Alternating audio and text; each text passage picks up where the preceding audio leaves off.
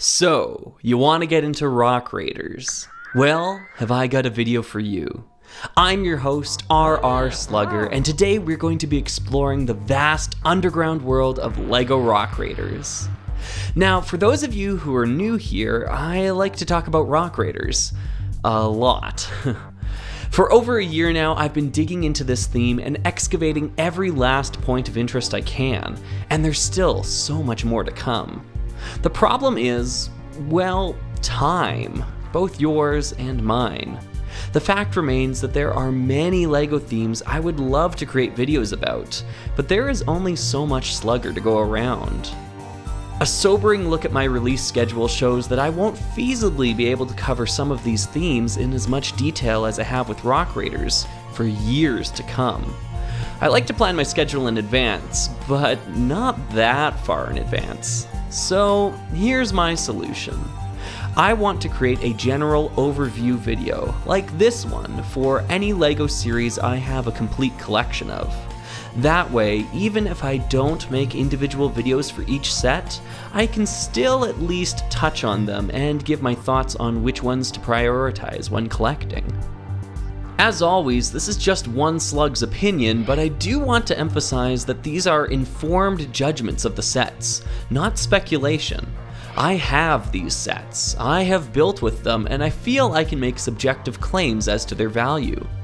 Oh, did I say subjective? I of course meant objective. That's right, the slugometer is coming back. Each time I talk about a set, I will give it a 1, 2, or 3 slug rating based on the set's quality and desirability as a collector. I'll try to keep this score as timeless as I can, but the aftermarket value does impact ease of acquirement, so there will be a small consideration for that. While it's unlikely a single set will randomly peak in price years from now, we've seen it before. One small clarification, I'm in no way speaking to the monetary value of these sets. I'm speaking to their intrinsic value as toys and display pieces. If you're looking for some sort of buyer's guide for flipping these sets later, you clicked on the wrong video. In fact, you came to the wrong channel. Go away.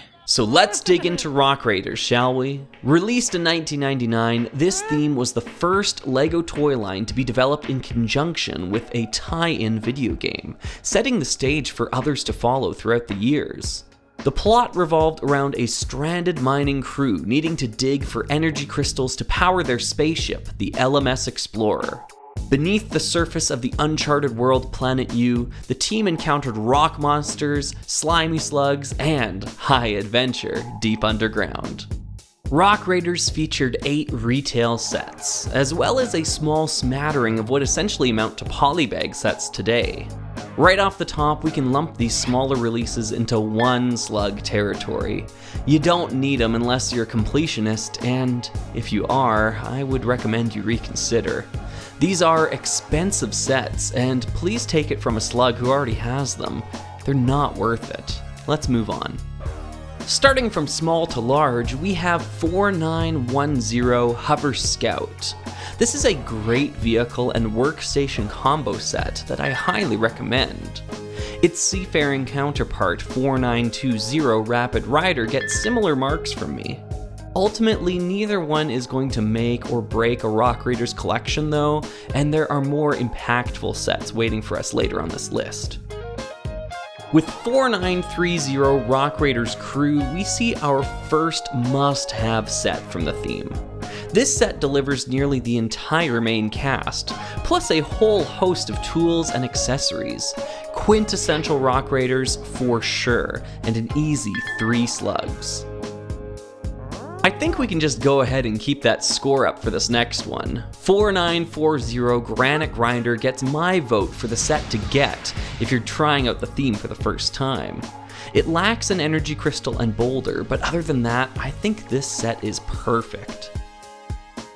4950 Loader Dozer is less of a looker and more of a player. It's so satisfying to roll it around and scoop things up with the bucket, so I'd recommend this one to any collectors who aren't going to let their models gather too much dust. It's hard not to give every Rock Raider set 3 slugs, but I also want the slug score to reflect how I feel one should prioritize collecting these. I'm going to give the Loader Dozer 2 slugs, not because I think it's a bad set, but because I would recommend the previous sets over this one when collecting.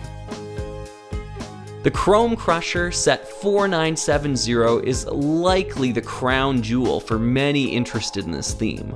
Iconic seems hardly apt to summarize this unique drilling machine. It does demand deeper pockets to add it to the collection though, so I think newcomers to Rock Raiders should prioritize the previous sets on the list first before venturing further. 2 slugs. As such, 4980 Tunnel Transport is best avoided unless you have the previous 6, or some unhealthy love for helicopters that fly in caves. It's not a bad set by any stretch, just not one I would prioritize collecting. The same goes for 4990 Rock Raiders HQ. In addition to being expensive, it also demands a large footprint to display, and oftentimes can be more of a pain than it's worth. Again, not a bad set, but I think the true value of Rock Raiders lies in the mid-tier offerings. If I were to make a perfect little package for a true beginner to get into the theme, I would recommend the Granite Grinder, Hover Scout, and Rock Raiders crew. That way you have a large drilling machine, small scout vehicle, full crew complement, and a ton of accessories to boot. For someone more interested in play features and rivalry with rock monsters, I would recommend the Loader Dozer and Rock Raiders crew sets. Throw in a Rapid Rider and you have a wealth of boulders for the Loader Dozer to carry around. Not only that, but this toolbar along the back, which is normally barren, can be filled with leftover accessories from the Rock Raiders crew. Finally, if you only have eyes for the Chrome Crusher, then I'd recommend pairing it with any of the first 3 sets. Its lack of an additional figure is its biggest drawback, so giving Axel a buddy would make the set feel less lonely and more complete. With set recommendations out of the way, let's talk about creating Rock Raider mocks. I've discussed this in the past, but the color palette for the theme was rather groundbreaking for LEGO at the time, and even today it can be difficult to build within. To my eye, the dark turquoise and yellow parts represent the old layers of paint starting to wear off and expose the gray metal underneath. This gives the vehicles and buildings in Rock Raiders a uniform, yet weathered look, and I think this aesthetic is one of the greatest strengths of the theme. Striking the right balance with these colors takes practice, and I think the most common error when trying to work within the color palette of this series is to overuse brown and dark turquoise. Both of these colors are meant as highlights, with the former only being used for 1 or 2 very specific pieces. If you find that your mocks aren't hitting the right balance, try reducing the amount of these 2 colors in favor of dark gray or light gray.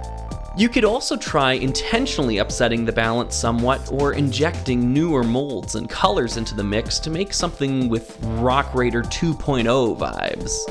I think it's another cool direction you could take the theme, and you might be surprised just how many staple Rock Raiders pieces can be found in the new gray colors.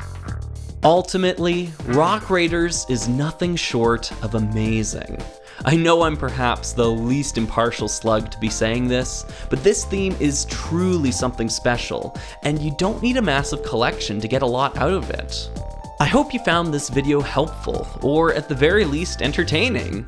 There will be several more videos like this one coming out in the future, focused on other themes that I have collected over the years.